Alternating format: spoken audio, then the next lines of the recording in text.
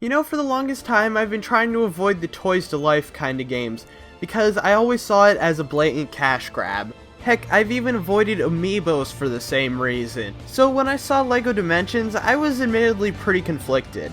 But I eventually caved and decided to buy the game, and man am I glad I made that decision. So I think I'll start with the story. The evil Lord Vortek is gathering all the foundation elements which can be found in different dimensions in order to collapse all the dimensions into one so he can rule them all. He also gets a bunch of villains from all the various universes to help him with this task. Meanwhile, you have Batman, Gandalf, and Wildstyle traveling to all the different dimensions as well in order to stop them. Above all else, I think the biggest thing I have to give this game credit for is how it embraces the fact that it's a crossover more than any other game I've seen. I mean, not only are our three main protagonists from different universes and traveling to a bunch of different dimensions, but this game also loves to mix and match villains in different universes. I mean, in the Ninjago world, they have 3 boss fights one after another, and each one of those 3 is from a different world. Also, I can't be the only one who thinks that this game's version of Lex Luthor looks like a beefed up Buzz Lightyear. Also, who wouldn't want to see GLaDOS arguing with HAL 9000? The humor in this game's pretty good, with all the different characters reacting to the different universes, or just some other humor in general. However, I wouldn't say it's as funny as LEGO City Undercover.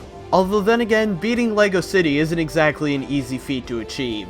The gameplay in this game is typical LEGO fare, using the abilities of your characters as well as building things to get past obstacles and solve puzzles. However, through the use of the keystones, the game also uses the portal mechanic pretty good. By moving the characters around on the portal, you use the keystones to do some things, like creating 3 portals and placing them on a segment of it to warp them there, or activating elemental powers needed to progress. The levels are pretty fun to go through and memorable, and it's interesting to see all the different references and combinations that they pull out. But if you want something a bit less crossover-y, there's always the DLC levels. I've only gotten the Portal one and the Simpsons one, but the Portal one really feels like another Portal game, and the Simpsons one really feels like an episode of The Simpsons. But would you believe me if I told you that this game had even more to offer? Because it does! For each world represented in the game, if you have a character from it, then you can go to that world, and it's really open world and expansive, and it lets you do side quests. But considering the fact that each of the characters from the starter pack is from a different world, you already have 3 of these worlds unlocked to begin with if you don't want to buy any DLC. Playing in these worlds almost makes you feel like you're playing a different game, in a good way though. As you probably know already, whenever you get a new pack or with the starter pack, you have to put the stuff together. Technically you don't have to, but I find it more fun that way, and it is fun building all the different sets. But now that I'm done with the positives, there are some negatives to the game. The first thing isn't even bad, it's just weird.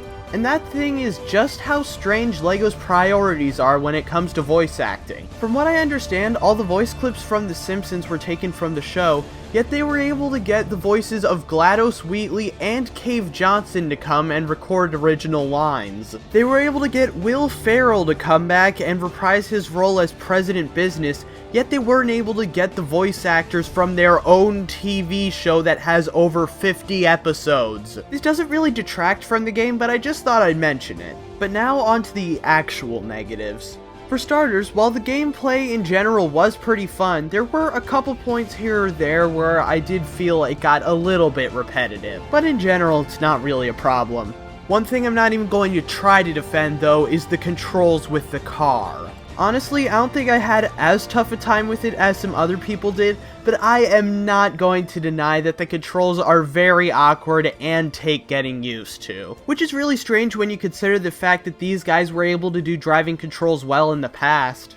Also, do not 100% this game. Seriously, don't even try.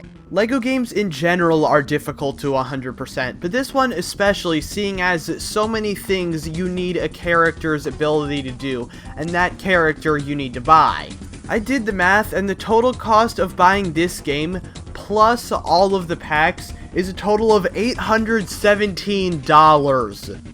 I really would only recommend buying the packs that interest you. But either way, this game is a pricey endeavor. The starter pack is $70, which is already $10 more than your typical Wii U game, and each of the level packs are $30. The cheapest packs are the fun packs, which are $17. But overall, while the game does have a pretty high price tag, if you can afford it, I highly recommend playing it.